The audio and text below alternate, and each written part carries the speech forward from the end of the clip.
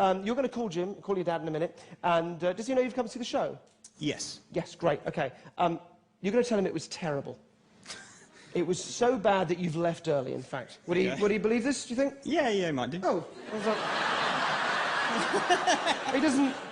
He doesn't sound like someone that any of us would warm to socially, that's all. OK, all right, well, you're going to call him, tell him it's really bad, you've left early, you can say I was playing the guitar, anything you want to say, really bad, but you've left early. And during the course of the conversation, I may hand you cards that have questions on them and so on, just to kind of keep the conversation going, all right? Okay. But at the end of the conversation, you were going to ask your dad to name a 3-digit number. OK. I think I can tell you, in advance, what this 3-digit number will be. The number that I think Jim's going to say, Rob's dad, is 3, 4... does he still play football at all? I mean, no. even in a fun kind of way? No, not really, no. And did he ever play earlier? Yeah. Let's go 7. 3, 4, 7. I can't guarantee the order of the digits. It might be 3, 7, 4, might be 7, 4, 3, but certainly those digits are not in that order. If I get this wrong, by the way, there is £10 in it for you, Rob. Not quite as confident with this as I am with the money at the front, but yes, I know.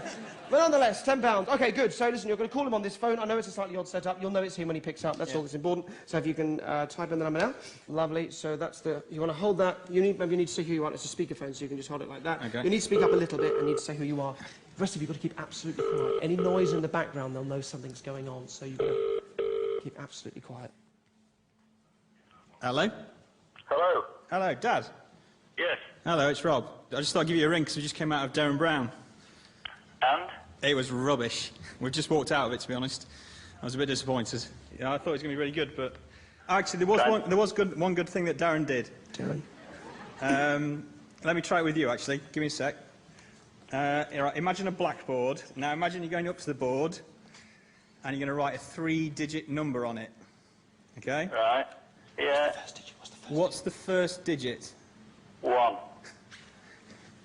Second one? Second digit? 1. Third digit? Any number? 6. OK. All right. OK. Now, one more time. Go up to the blackboard, rub those numbers out in your mind, and write 3 different numbers. Any numbers, Any numbers you like. OK. Start again. First number. First number? 5. 5. Second number? 2. 2. And third number? 9. 529. Brilliant, Dad. Thanks. Let me have a word with him. Hi, Jim. Hi, Jim. Yeah. Hello. This is Derren Brown. I'm on stage with Rob at the moment. All right, then. Hello. Everyone say hello to Jim. Hi, Jim. So listen, Rob caught a Frisbee, and then he volunteered to call you on stage. So will you just stay with us a moment longer? You're also on television, because we're televising this for my TV show. So just bear with us. Please, please stick with us.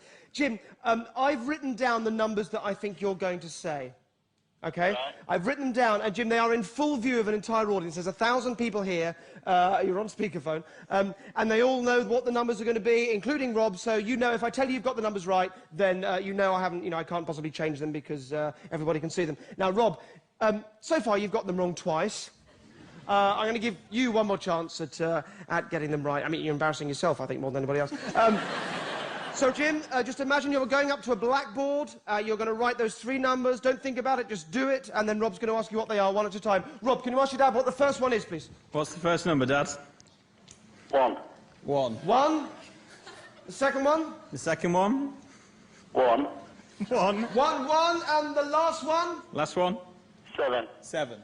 Is correct. 117 is correct. Amazing. Give him a hand.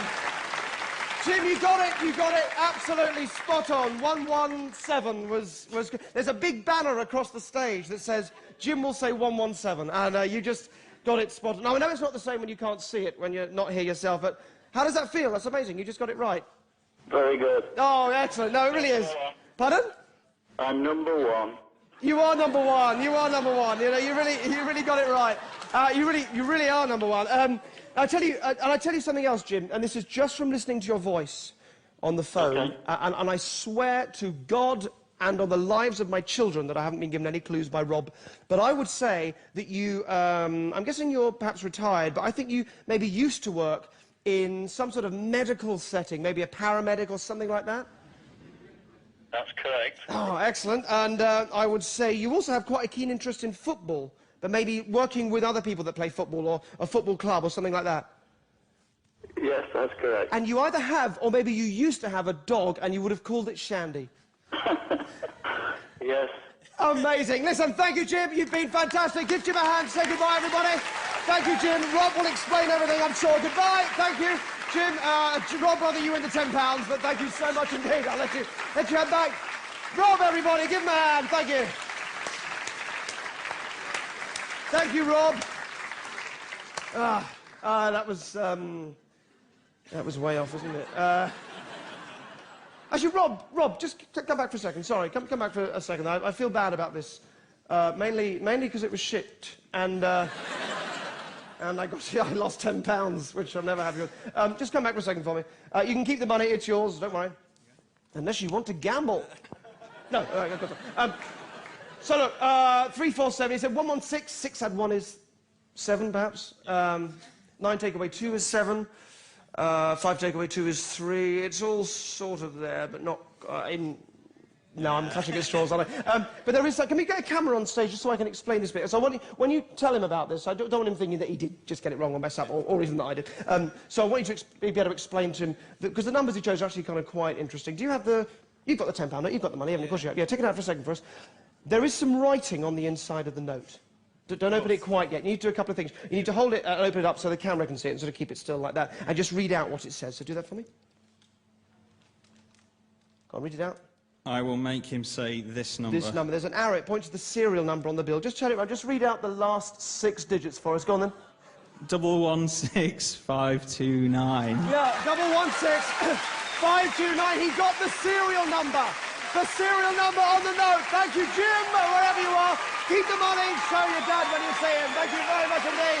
Rob, everybody.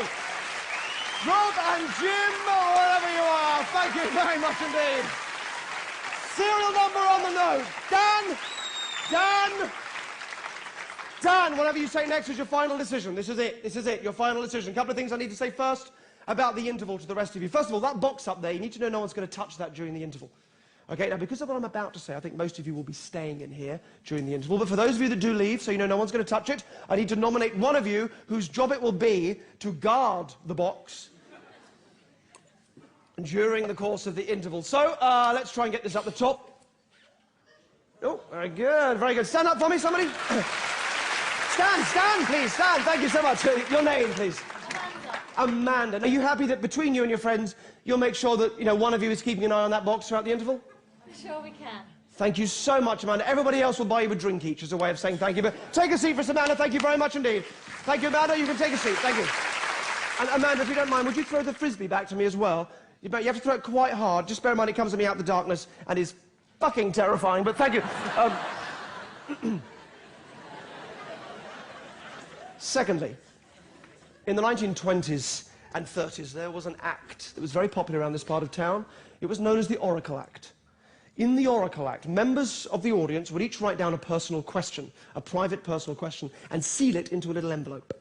And on the outside of the envelope, they would write down their initials and the row that they're sat in the auditorium. And they would bring up that envelope with the question sealed inside and drop it in a bowl with everybody else's.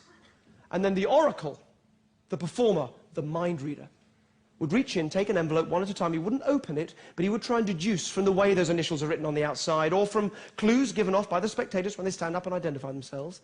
He would try and deduce what question that person would have written. And if he got it right, he would try and answer the question for them accurately and correctly. This is what I want to do with you in the second half of the show. So if you want to take part, there are 3 things you need to do. Firstly, get yourself an envelope. There'll be some on each level with the ushers. There'll be some up here on stage by the stairs. Secondly, write your question. I don't mind what the question is. You can ask me